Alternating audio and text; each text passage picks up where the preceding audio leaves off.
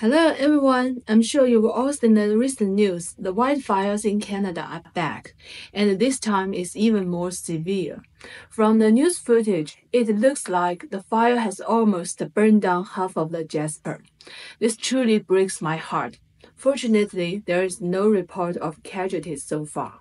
In my previous video, I mentioned that after arriving in Vancouver last November, I took a sightseeing train across Canada. Although the train only stopped in Jasper for 14 minutes, the stunning Rocky Mountains and the cozy small town left a deep impression on me. Now hearing that it has destroyed by a natural disaster, I feel deeply sad and helpless. I couldn't fully understand why Canadians are so passionate about protecting environment until summer came. I went boating and camping, and being so close to nature was amazing. During one of those trips, someone told me that they go hiking every year and have seen the glaciers and snow on the mountains shrink year by year. The sadness in their voice was truly heartfelt. Many people here have small boats and RVs by their homes. When summer arrives, they hook them up to their cars and trucks and head to various lakes and parks for the whole weekend. Unlike in China, where people often just take pictures at the tourist spots and move on, Canadians spend time in nature and develop a deep and emotional love for the forests, mountains, and lakes. This emotional connection might be why Canadians support environmental protection. They strictly follow recycling rules and actively participate in community environmental activities. But the lifestyle in North America is actually quite unsustainable, especially in terms of carbon emissions. People drive large vehicles, live in big houses, and have heating on 24/7. Canada's per capita carbon emissions are notably high on a global scale. As of the most recent data, Canada is the second largest emitter per capita among the top 11 emitting countries, with an average of 17.8 tons of CO2, equivalent per person per year. This is significantly higher than the global average of 5.9 tons per person. Former Liberal Environment Minister Catherine McKenna compared opposing the carbon tax to being arsonists. Those words are a bit harsh. There's no doubt that the wildfires in Canada and the destruction of Jasper are linked to global warming.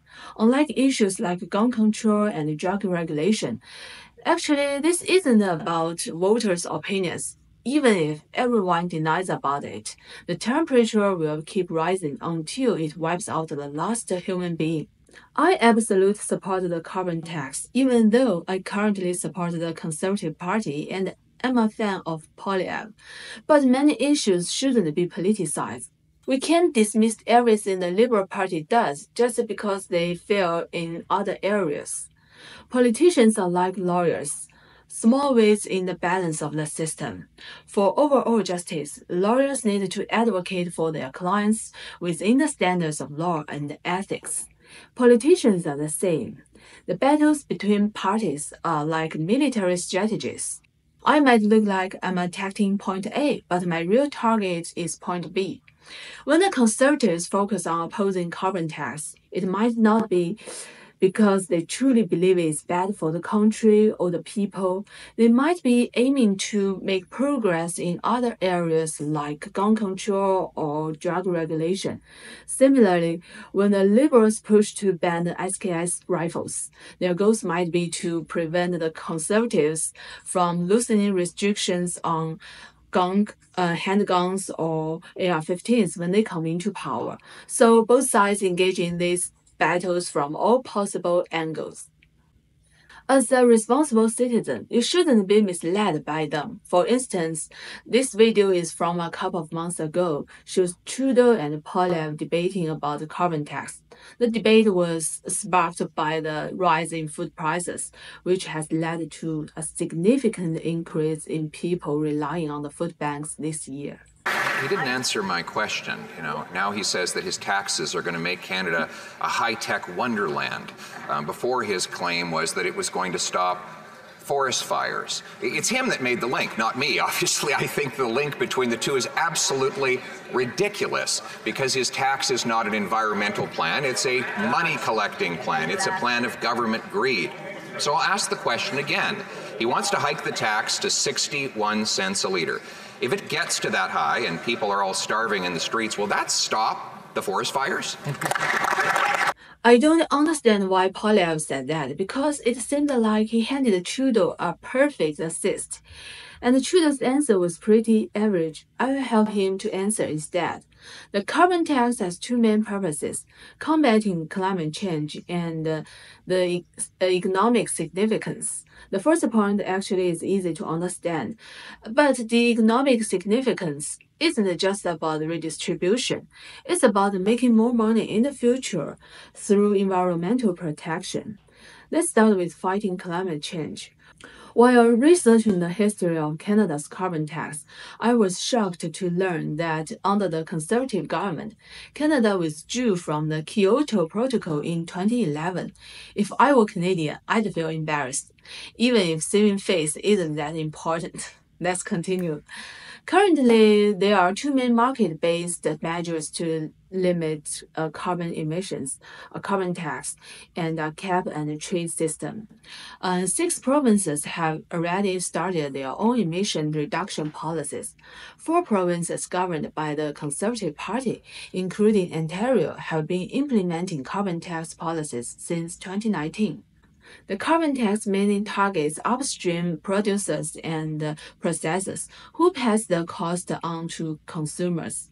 For example, on April 1st, 2024, the carbon tax increased from 65 Canadian dollars to 80 Canadian dollars per ton, resulting in a 3.3 cent increase in gasoline prices.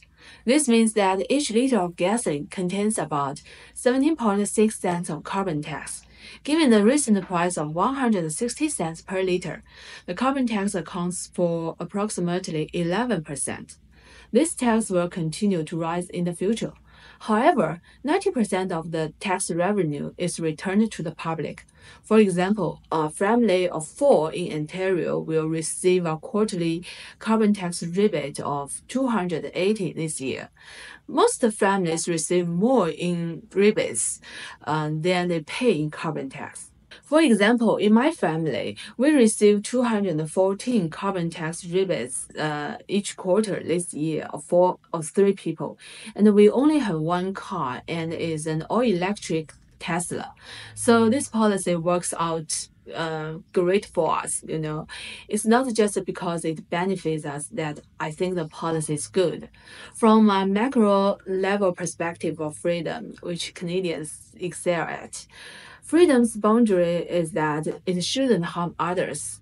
Driving high emission vehicles, heating large houses 24/7 actually is everyone's right. But the environmental cost is something we all have to bear. Using tax to redistribute the cost is both fair and liberating. With a carbon tax, driving a pickup truck becomes guilt-free.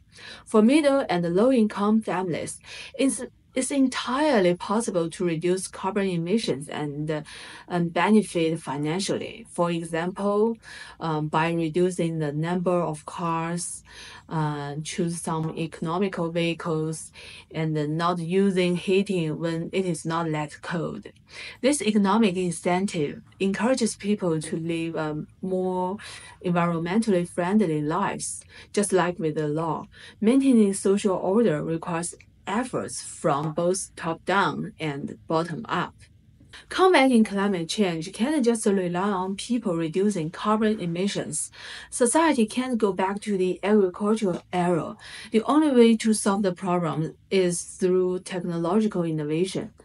However, it takes a long time for new technologies to go from inception to widespread adoption as cost decrease. 2 of the most typical examples are electric vehicles and the solar industry. In 2024, even if all electricity comes from fossil fuels, using electric power to drive cars is much more efficient than gasoline-powered cars. This is due to the fundamental difference in physics, not technology. Electricity converts to kinetic energy at about 90% efficiency, while gasoline engines max out at about 30% efficiency. This means 70% of gasoline's energy is wasted as heat. Driving an electric car is actually economically smart now. In Ontario, Tesla owners often exchange smiles on the road, with the unspoken message being, "Oh, this is awesome."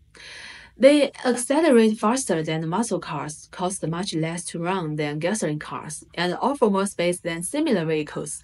They can be used for Uber, camping, and racing. Not only that, but in theory, the overall cost of electric cars can drop significantly in the future. Parts can be replaced with integrated circuits, making the cars smarter and more reliable. The current bottleneck is the battery. In China, it's rare to see gasoline cars driving for Uber because the cost of electric cars has dropped so much that gasoline cars can't compete. Now let's talk about the solar power. In China, the price of solar products has dropped so much that many upstream companies can't survive. The cost of solar power is lower than coal.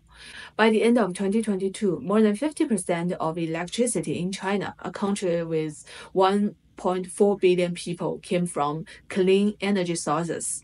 If the BBC hadn't reported it, I wouldn't have believed it. This is actually one of the few things I'm really proud of. If we don't implement a carbon tax, people will continue rely on cheap traditional energy sources, and the new technology won't develop as it should. Sure, Canada might feel like it can keep living its way. If the world doesn't need the traditional energy, Canada should just stop exporting it and just produce and use it domestically. But this is absurd. Ask yourself, do we still have steam-powered trains or ships today? New technology will replace old one, whether we like it or not. Whether I can stay in Canada long term or not, I love this peaceful and beautiful place. I hope Jasper can be rebuilt quickly from the disaster and that these disasters become less frequent, even though the reality seems the opposite. Okay, that's today's content. See you next time. Bye.